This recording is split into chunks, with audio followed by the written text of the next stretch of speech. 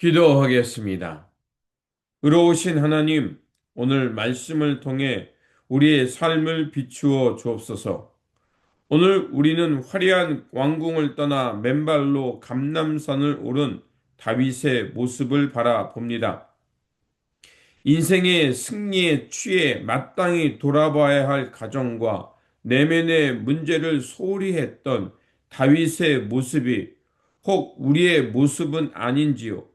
이 시간 말씀을 통해 우리의 삶에 무너진 곳을 살피게 하시고 고난의 한복판에서 오직 주님만을 신뢰하며 겸손을 배우는 시간이 되게 하여 주옵소서.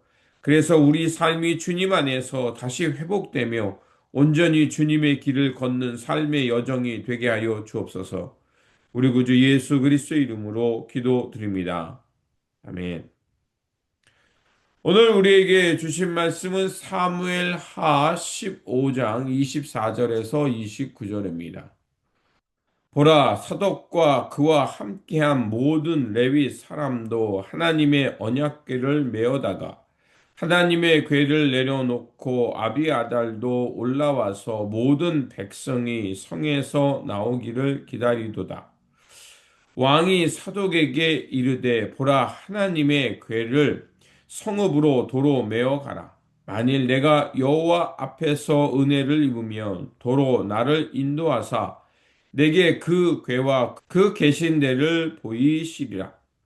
그러나 그가 이와 같이 말씀하시기를 내가 너를 기뻐하지 아니한다 하시면 종이 여기 있사오니 선이 여기시는 대로 내게 행하시옵소서 하리라. 왕이 또 제사장 사독에게 이르되 네가 선견자가 아니냐. 너는 너의 두 아들 곧 내 아들 아히마아스와 아비아달의 아들 요나단을 데리고 평안히 성읍으로 돌아가라. 너희에게서 내게 알리는 소식이 올 때까지 내가 광야 나루터에서 기다리리라 하니라. 사독과 아비아달이 하나님의 궤를 예루살렘으로 도로 메어다 놓고 거기 머물러 있으니라. 아멘. 오늘 본문 말씀은 압살롬의 반역으로 인해서 다윗이 황급하게 도망하는 말씀입니다.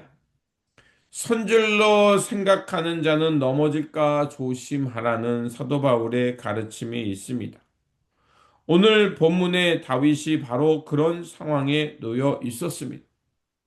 외부의 적들을 물리치고 이스라엘을 강대국으로 만들었지만 정작 그 집안의 아들이 아버지를 몰래 반역의 칼을 세우는 것은 알지 못했습니다. 압살론이 4년 동안 백성들의 마음을 훔치며 반란을 준비하는 동안 다윗은 어느 것도 알지 못했던 것입니다. 승리에 도취하여 마땅히 행할 공의와 사랑의 책임을 소홀했기 때문입니다. 가장 높았던 왕의 자리에서 가장 낮은 도망자의 신세가 된 그 다윗의 여정을 돌아보면서 하나님께서 다윗을 어떻게 회복시키고 계신지를 돌아보고자 합니다. 첫 번째로 소홀함이 낳은 비극, 내부의 위기를 직시하는 것입니다. 다윗과 화해의 입맞춤을 한 압살롬은 얼마 지나지 않아 반란을 준비합니다. 압살롬은 먼저 자신의 말과 호위무사를 준비하고 그리고 다윗이 공의로운 재판을 소홀히 하는 틈을 타서 백성들의 마음을 훔치기 시작합니다. 그렇게 4년이나 준비한 후 아버지를 속여 헤브론에 가서 하나님께 예배하러 간다고 말을 합니다. 헤브론은 다윗이 유다의 왕이 되었던 곳이지만 다윗이 이스라엘의 왕이 된 후 그 수도를 예루살렘으로 옮겼기 때문에 헤브론 사람들은 다윗에 대한 반감을 갖고 있었습니다. 이것을 잘 알고 있었던 압살롬은 그것을 노리며 헤브론 사람들을 선동하여 자신의 반란을 일으키려고 했던 것입니다. 그리고 압살롬은 헤브론에 내려가서 자신이 이제 유다의 왕이다라고 선포하게 됩니다. 다윗은 밖으로는 위대한 왕이었으나 안으로는 딸 다말의 아픔을 외면했고 또한 아들 압살롬의 원한을 방치했기 때문이었습니다. 영적 위기는 대개 외부 공격이 아니라 내부의 소홀함에서 시작됩니다. 하나님과의 관계, 가정에서의 평안, 내면의 성실함을 소홀히 여길 때 마치 압살롬이 자신의 분노를 키우는 것 같이 가까운 곳에서 이렇게 화가 일어나는 것입니다. 그렇게 가장 가까운 곳, 가장 그 깊은 내 내면부터 하나님의 의를 사모하고 살아가고 있는가 돌아보아야 합니다. 두 번째로 맨발의 회개의 모습, 그 징계를 은혜로 바꾸는 겸손이 필요합니다. 반역의 소식을 듣고 다윗은 도망자가 됩니다. 그런데 다윗은 그 상황 속에서도 감람산으로 올라가 하나님 앞에 머리 숙여 기도합니다. 이 모습은 단순한 슬픔이 아니라 자신의 죄를 통감하며 하나님 앞에 참회의 눈물을 흘리는 것이었습니다. 그렇다면 다윗의 잘못은 무엇이었습니까? 밧세바와 우리아 사건이었습니다.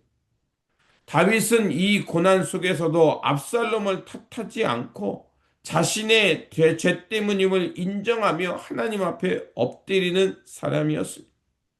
징계의 순간 하나님을 원망하는 것이 아니라 맨발로 엎드리며 하나님 앞에 참회하는 모습이 다윗의 진정한 모습이었던 것입니다.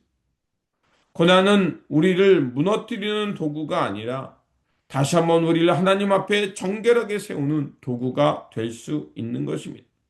세 번째로 주권을 하나님 앞에 양보하며 하나님의 선처를 구하는 다윗의 모습입니다.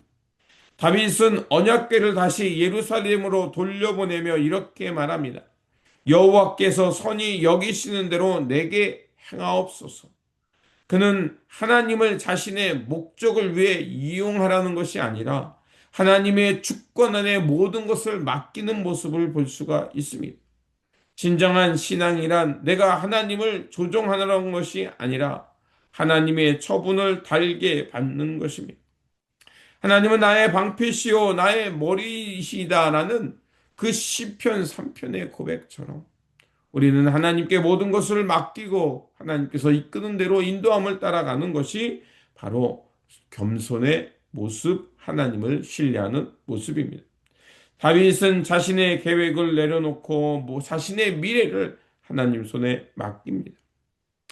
교만은 패망의 선봉이지만 하나님을 경외하는 겸손은 하나님께서 그에게 생명과 영광, 재물이 있음을 잠언은 우리에게 가르쳐 주었습니다. 그러므로 하나님의 인도하심을 신뢰하며 내가 고난받을 때 참회의 기도와 하나님께 주권을 맡기는 신뢰함으로 나아감을 통해서 다시 한번 하나님의 성실하심과 자비를 경험하면서 주 안에서 온전히 회복되는 삶의 여정이 되시기를 주님의 이름으로 축원드립니다. 기도하겠습니다.